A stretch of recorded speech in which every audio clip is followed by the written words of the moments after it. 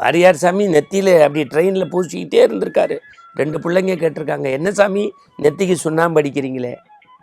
சாமி சொன்ன வார்த்தை, இறைவன் குடியிருக்கிற வீடு, மனிதன் குடியிருக்கிற வீட்டுக்கு சுண்ணாம்பு பூசுவாங்க, குட்டிச்சவர்களுக்கு அடிக்க மாட்டாங்க. அவன் மிரண்டு போயிட்டான். திருமணத்திற்கு முந்தைய இளம் பெண்கள், வாலிப பெண்கள் குங்குமத்தை இப்படி வைக்கக்கூடாது. இந்த 2 விரலில் தான் யூஸ் பண்ணணும். சாந்து பொட்டு வச்சுக்கிட்டு தான் சுவாமியை சுற்றி வரணும்.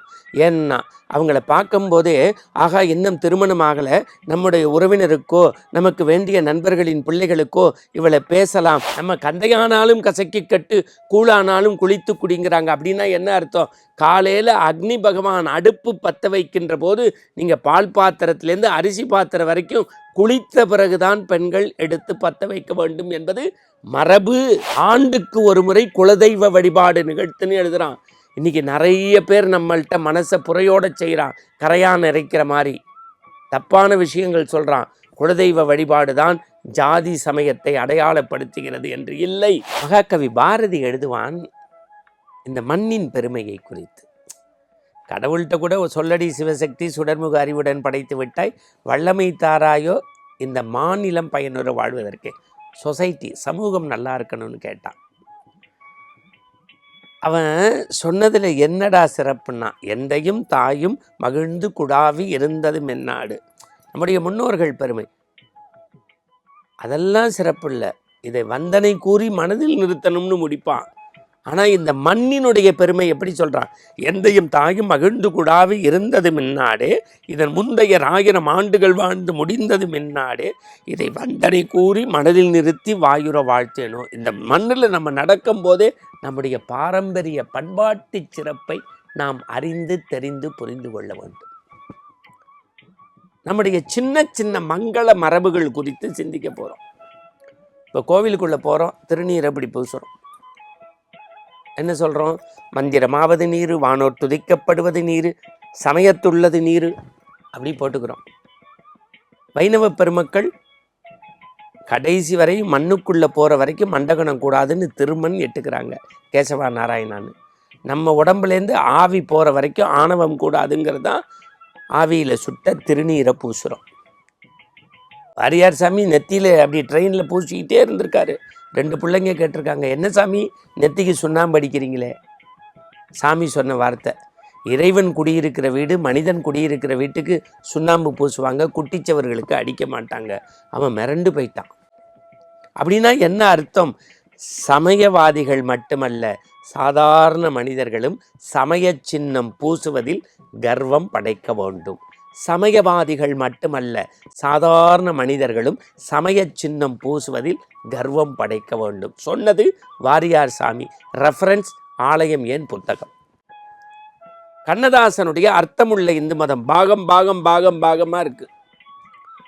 திருக்கோவிலுக்கு போகும் பெண்கள் எப்படிடா குங்குமம் வைக்கணும்னு எழுதுறார். இது நமக்கு தெரிகிறதில்லை. திருமணத்திற்கு முந்தைய இளம் பெண்கள், வாலிப பெண்கள் குங்குமத்தை இப்படி வைக்கக்கூடாது.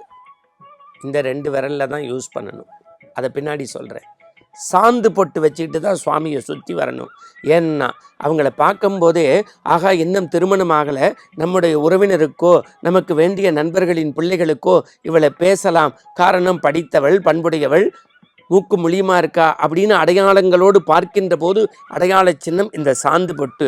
அதே பொன் அம்பாள் கோவில் கொடுக்கக்கூடிய குங்குமத்தை இந்த 2 விரலில் இப்படி பூசணும். விரைவில் திருமங்கல்ய தாரணம் நடைபெறணும்னு. அதே பெண் திருமணத்திற்கு பிறகு பொட்டை இப்படி வைக்கணும், குங்குமத்தை. ஏன்னா என் தாயும் தந்தையும் கற்போடு வளர்த்துருக்காங்கன்னு. அதே பெண்ணு திருமணத்துக்கு பிறகு இங்கே ஒரு குங்குமம். ஏன்? தன் கணவன் அக்னி சாட்சியாக கட்டிய இந்த திருமங்கல்யம் உடம்பில் இருக்க வேண்டும்னு இங்கே.